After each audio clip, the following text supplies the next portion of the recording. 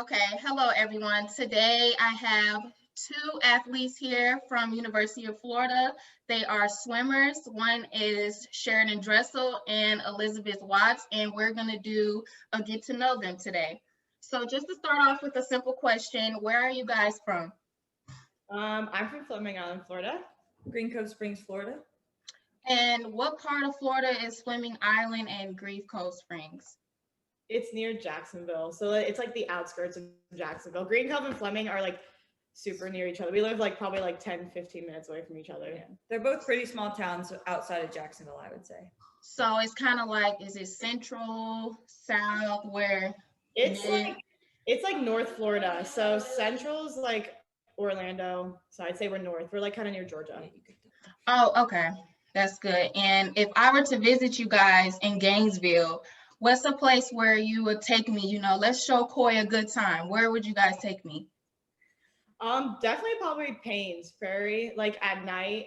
It's really cool to drive up. It's just like a road you drive up on, and you drive up to like this field, and it's like a really pretty sunset. You can watch and stuff, and that's like my favorite thing. Very scenic view, I would say. They also have the bat houses that people seem to love, but I've lived here for about 5 years now, and I have not once been to the bat house. So Really? we could share that experience together, Corey. Also, Okay. the springs are really cool too. It's like a little bit of a drive, but we went this past summer with Dakota. Yeah. It's so much fun. The springs are just like you go around in like tubes and float around and stuff in the summertime. It's a lot of fun. Okay, well, that's good to know because when I come down there, I want to experience all of that. We got you. We got you. And so, when and how did you guys meet? So I came into bowls around middle school after leaving my previous club team. And Liz was actually one of the first people that I immediately clicked with. We were both kind of awkward, a little bit goofy, like very similar personalities that just meshed well, like right from the start. So I kind of knew that she was going to be my buddy. And, we're both awkward middle schoolers. So kind of like didn't have any friends going into bowls. But Liz was such a warm welcome when I first came in. And it was just super easy to get along with her. Yeah. And we were able to get pretty close because, as I said earlier, we live close to each other. Mm-hmm. And so there was a big, we call it Clay County, like carpool that was created. So we definitely bonded over long car rides, going to practices and stuff, goofing off with everyone. So yeah, it's basically how we met. Carpool, bowls, Swimming. Yep. Okay. And I noticed that you guys said you both swam for Bowls club team. How would you say the Bowls swim program prepared you guys for your swim career? Bowls, do you want you go. Bowls has always been like held to a higher standard. They're known for being a great club team, a great team, just a fast group of people. But more than that, we've been family. And I feel like that is kind of what Bowls was for us. And going into college, that was something that I was looking for in a team, just a group of people that like meshed really well together, that got along, but that also held themselves to a higher standard.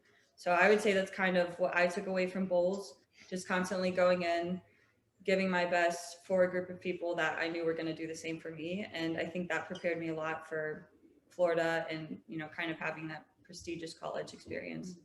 No, definitely. Also, Bowls is a hard program to swim for. Like, you have to be dedicated if you want to swim for Bowls. They have very high expectations, similar to any like college team you would go to. So that definitely prepared me a lot. And just the team culture when we were there was always amazing. Like she said, the group of people we had, like, it was just family. So that really like drove me to just take my swimming to the next level of college. So Okay. And Sheridan, prior to coming to University of Florida, you had many accomplishments, but the one that stood out to me was you being a back-to-back champion in the 100 back and 100 fly back in high school. So after winning your first year, you obviously had other swimmers from other schools, like, Sheridan, she's the one, like, that's the one we got to look after. So I know there are plenty of swimmers gunning after you the second year. How did you prepare mentally, knowing that you had a target on your back? I mean, I never really saw it that way. Swimming to me back then, and it still is, it was just fun to get up and compete. I mean, just as much as people were looking at me, like seeing me as a target, I was looking at them the same way. That anyone you go up against, it doesn't matter what grade they are, what year, how old, how experienced, like they're going to give you a race. And that's all I was looking for, was just a good group of people to get up against and race. And as soon as you dive into that water, I wasn't thinking about anyone else or like winning or any kind of achievements that would come after. It was just racing and doing what I could for my team.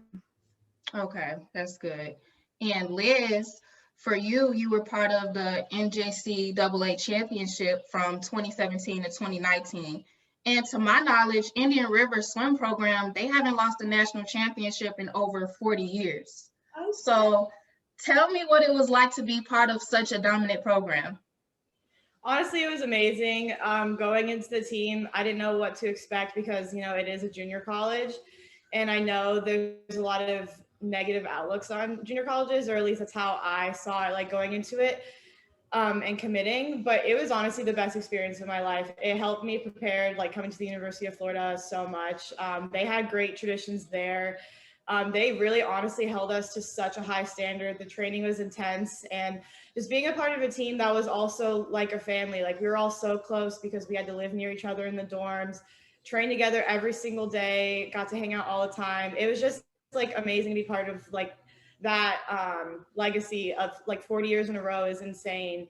And, you know, you want to keep that tradition going. So your team is going to do anything you can to keep that tradition.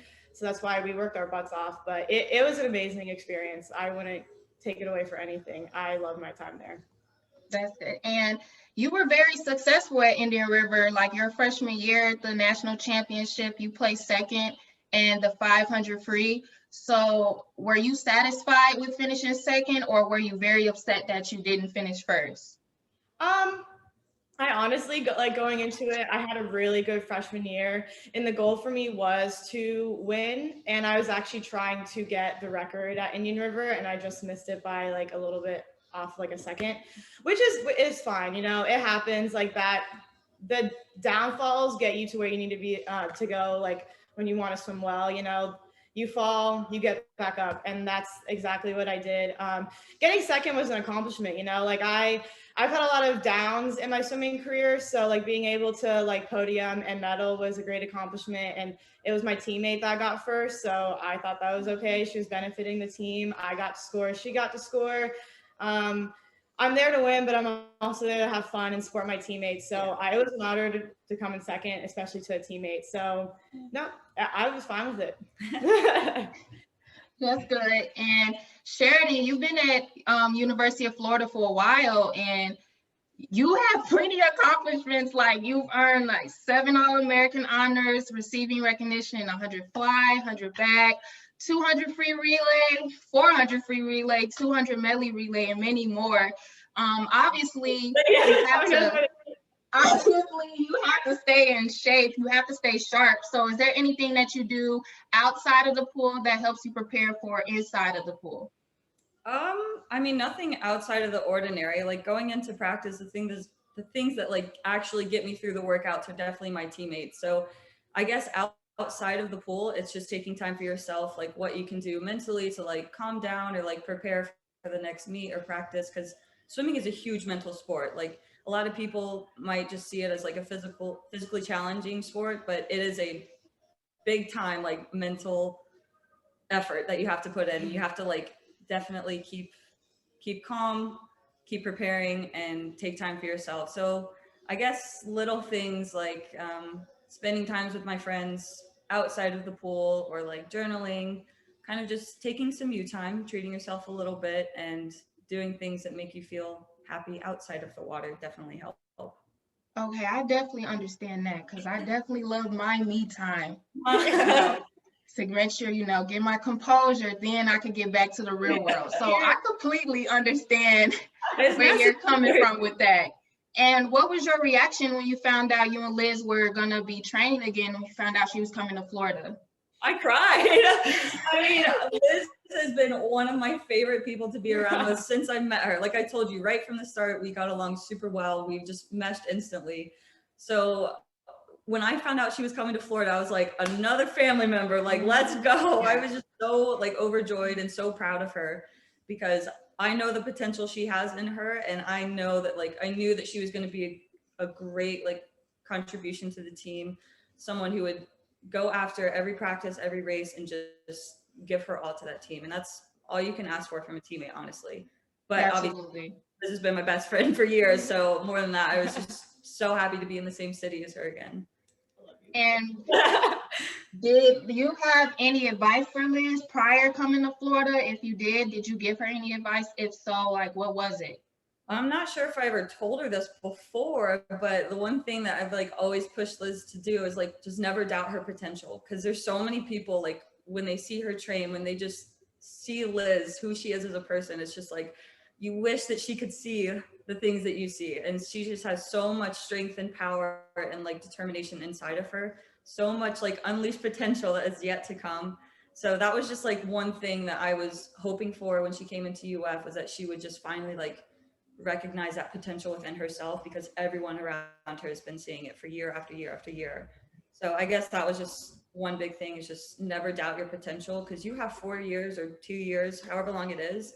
But Liz truly made the most of it while she was here. And I can say that she really did like go after her dreams, and she never gave up. And that's like so sweet. she never gives up like her dreams, her goals. Like she inspires me, she pushes everyone around her. Like she is just a bright light anywhere she goes. I'm gonna cry. I mean, Florida is like my dream school. Like I can't even put it into words. Like if you would have told me my senior year of high school that I would eventually be coming to the University of Florida with like my best friend, I would have been like, yeah, you're lying. Like I've always been the one to struggle mentally with like racing and stuff. I've definitely been more of a practicer, but being able to come here in Surmont, Florida was a dream come true, like absolute dream come true.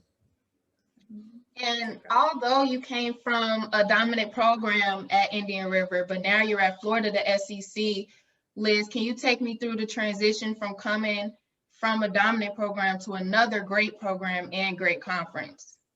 Yeah, so I mean, pretty much every team I've been on, whether that be club with Bulls and then Indian River in Florida, I've always been one to want to be on a dominant team that had a big tradition, because I know that's where the team stems from, like having I know that the team is close because I feel as though like if they're doing well in the water, it's because they have a great team atmosphere outside of the water and in the water. I wanted to be a part of a team culture that would push each other, but that would also have fun. I just love big supportive teams, and I honestly, like, I'm competitive. Like I love being on top and being a part of a bunch of teams that win. Like it's fun, you know what I mean? Like having that experience is great.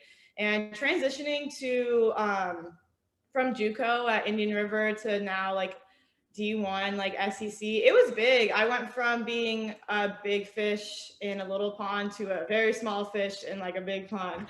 You know what I mean? And it wasn't too big of an adjustment because I did have Sherridon and I have a bunch of other friends that do swim here. So it was a lot easier to transition because I had some teammates in the past. But it was totally different. Like the training was a little bit more intense and expectations were just a little bit different, but it wasn't too big of a difference just because like every team I've been on, they've always had huge expectations of us.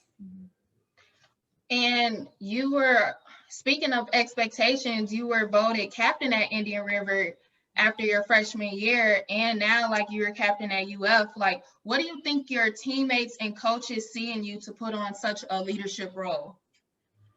Honestly, like I have no idea.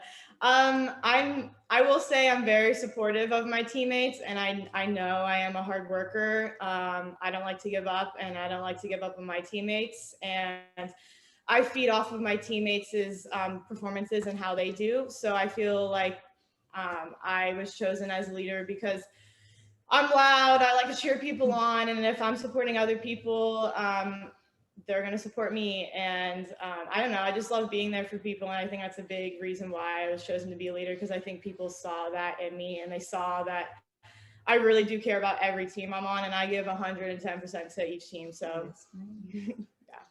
I love that. And I could definitely see that with their work ethic and how you talk.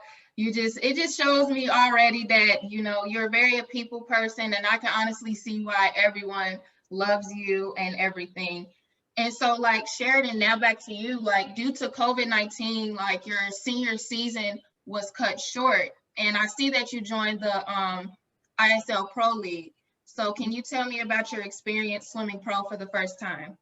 Yeah, I mean, after NCAA's got canceled, it was kind of like a blessing in disguise, I would say. I had no expectations of swimming beyond NCAA's. Like, I thought I was kind of gonna hang up the cap and goggles and be done, but then I got this huge opportunity to swim for a professional swim league, which I was shocked about. Like, I never thought I would get that opportunity. I never thought that I would get to travel abroad and like be able to swim against the fastest people in the world. Like, it was a huge opportunity, and I couldn't let that slip through my fingers. And I knew I wasn't done swimming either, because coming off of such a high, like with the University of Florida experience, like just doing so well that season with my team and then kind of not getting to finish it off, I knew I wanted to continue and kind of have a bit more closure with swimming. So that's kind of what ISL was for me, but it also was just a huge experience. And I learned a lot from, you know, the top swimmers in the world, how they prepare, how they interact with like their teammates, how they lead a group of people. And it was just really inspirational, like really humbling, honestly, to be up against, like, these girls are like 6 feet tall, like just they're just power tanks. Big And boys. yeah, I'm pretty known for being like the runt. So I was humbled pretty quick as soon as I stepped in that arena, like all the flashing lights. But it was just I don't have the words to say how amazing it was, but it was a pretty great experience. That's good. And like now that the Olympic trials are coming, did you gain any knowledge from being in the pro league that you can use in preparation for the Olympic trials? Oh Is there yeah. anything? With the expectation and the pressure, like I was part of a team where everyone on that team was a world record holder, American record holder. Like, they were top of the line athletes. And I kind of felt like the little guy, like the rookie coming in. I haven't really been to those high competitive swim meets. I haven't really been to Olympic trials or anything like that. So it was a little bit different, but I definitely held myself to a higher standard just because of the expectation that I felt they had of me. So it was definitely like a push to do better. Not that I wasn't used to that before, but I definitely wanted to give everything that I had for that team as well, just because I was up against like the biggest competitors. So I think that's going to definitely help me going into trials, like having that experience, kind of having that pressure and expectation from ISL. I'm a little bit more prepared for it now going into trials that I've had like a little bit of a taste. Okay, that's really good. I'm glad I got to know that. Good luck with that. I'll be watching. I'm excited. Thank you. Kill it. And you know, I always have to end, you know, interviews with a fun question. So one of the questions that I thought about, you know, what's one thing that your parents don't know that like you guys have done that you could probably get not major trouble, because they're gonna find out once I put this out. So like, what's one thing that you guys have done that your parents don't know? I mean, Liz and I do dumb, stupid stuff together, but nothing that honestly, our parents probably know everything that we did. The like, thing is, we're dumb and stupid, but we get that from our parents. Yeah. Our parents, like, we're super close to like our parents and stuff, and we pretty much tell them everything. Shoot, I don't even know. Like, maybe one thing, Liz and I used to play manhunt at our house. I don't know if this was you with me or Kenzie, but we'll pretend like it was you. Yeah. We thought it was a great idea to hide in the middle of the woods at like midnight. And while the guys searched for us, but Liz and I found such a good hiding place that we actually got lost. We had no cell reception, and we could not for the life of us figure out how to get back or how to get a hold of anyone. So I guess maybe our parents don't know that we were lost in the woods for like a couple hours. There was also a time we were driving around with your I forget what it's called, but in the woods, and we ended up on somebody else's property. And someone stole I don't even know. And he like came out and like he had like a shotgun, and I was like, oh, we gotta go. To like redneck stories from the small town. Yeah, where, you know, small town people is fun. Yeah, it's fine. It's fun. Okay. Well, that's good. Ended on that. We're fine. Everything was fine. That's good to hear. And I just wanted to thank both of you guys for opening up your time for me to get to talk to you guys. I really enjoyed it. Sheridan, good luck to you training for the rest of the season. And Liz, I will be watching you too. Congrats on your senior season. You guys did a great job. And I'll be watching. Good luck. Thank you so much.